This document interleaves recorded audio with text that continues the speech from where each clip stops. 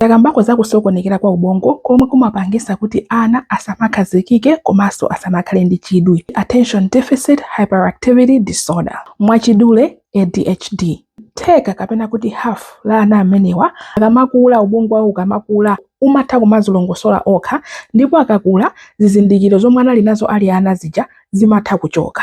Koma kwa hafu ina ADHD ija sithayi, imangokhala ngati yasintha mayala ndi maonekedwe. Mvere mpana kumapeto chifukwa choti kumapeto ndikamba chinthu chachikulu chenicheni chomwe mungaziwire kuti muli ndi ADHD. 1. Mmachedwachedwa. Anthu ambiri amene ali ndi ADHD amavutika ndi kusunga nthawi, osati chifukwa chokuti alibe nayo ntchito nthawiyo, kana anthu ambiri akudafe, koma chifukwa chokuti ubongo wawo sudziwa kwenikweni kumasulira kutalika kapena kuti kufupika kwa nthawi. Pachizungu timati time blindness. Ndeiwo mukamauza kuti tasala ndi 15 minutes kunyamuka, ubongo wawo umatha kumasulira nthawi yosiyana mwina ngati 3 hours. Pano chodabwitsa ndi ichi. Mene nanenera ndi kukamba za ADHD mwana muchete, ndinanena zoti ubongo wawo umakhala bwino kulumikiza chinthu ndi chotsatira chake. Leo ukauza zokuti tasala ndi 15 minutes tikupita kunsika, kokuti nsikayo muchedwe mukaupezabe, ndi kuauza zoti tasala ndi 15 minutes basi itithawa, ndekananji akhale kuti mbuyo modi basi di inawathawapodi.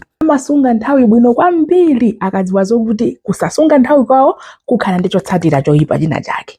2. Amayiwala ma appointment awa kuchipatala pomwe asiya maki chomwe amafuna kuyankhula. Anthu ajoda makuzani mundilemberetu mukapanda kundilembera basi. 3. Amakhala busy nthawi zonse. Monga ngati siku la holiday dzulo lana kubala lijeti, ndikuti anadzuka nthawi yabwino ndithu mamawa, anatenga zovala zawo kuzivika, kukokolola mbali zonse kuzika pasinga afuna zitsuke. Kuyamba kusesa banja. Koma pomwe tsiku la dzulo limatha, ayamba kuzifunsa kuti kodi ine ndenda panga chani. Chifukwa chokuti zovala zija zidakali chivikire, mbale zidakali pasinki. Kusesa mwina anasesa koma zinthu zija sanaziole. Amakhala busy kuponda kutakata, koma chomwe chachitikapo 0. Zomweso zimapangisa kuti akhale otopa nthawi zonse. 4. Amakhala ndi vuto kumvetsera kapena kukhala ndi chidwi. 5. Amawaduwa anzawo mawu ali mkamwa.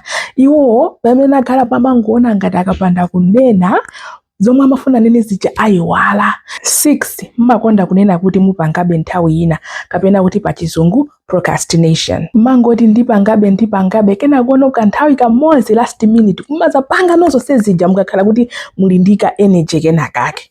7. Ndinu ambwe kapena kuti disorganized. Koma mmene ubongo wanu umagwira bwino ntchito. Mutha kukhala ndi miru ya mafailo mu office mwanu pena pali ponse mbwe. Kapena kunyumba mutha kukhala ndi miru ya zovala ndithu kuchipinda kwanu, masoko sipena pali ponse. Koma munthu kukufunsani kuti ase t-shirt yako yofira ija bwanji, muchita kuloza pamulu penipeni pali t-shirt yo ndikuyisakatulapo nokha. 8. Simupanganika. Aye tikumana Friday, usalephera Friday ija kukwana, ase basi tuleloli sizitheka.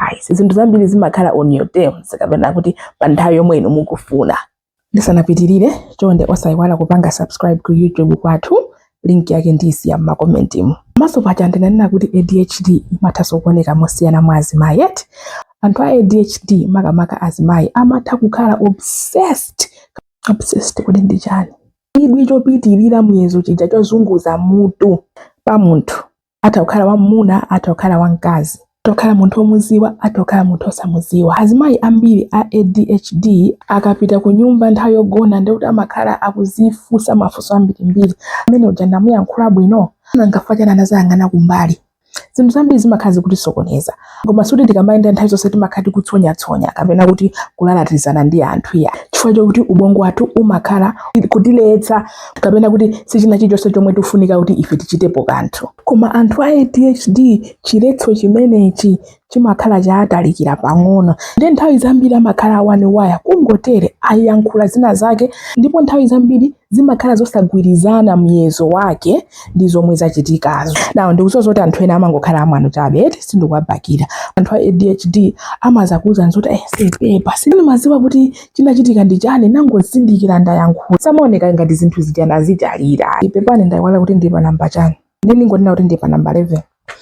Anthu ambiri amene ali ndi ADHD satenga kulangizidwa kapena kuti feedback komanso kukanidwa kapena kuti rejection bwino. Sanganditero yayi, sanganditero. Mutha kukhala kuti ndino azimayi kuchali chimuna mulindika program kanu kena kake ndi mapanga maliheso ndi kumapeto mkungokonzana yote pajapa amene munapangira moja tikona ngati muzapange chakuti koma azitengera serious akhala kuzikamba masiku onsewa. Lokukanidwa kuuzidwa kuti no amakupe mphani ndalama yangongole sisi mafuna ngati muli 50,000 mundibwerekeko nde inu munene kuti ine padakali pano ndilibe.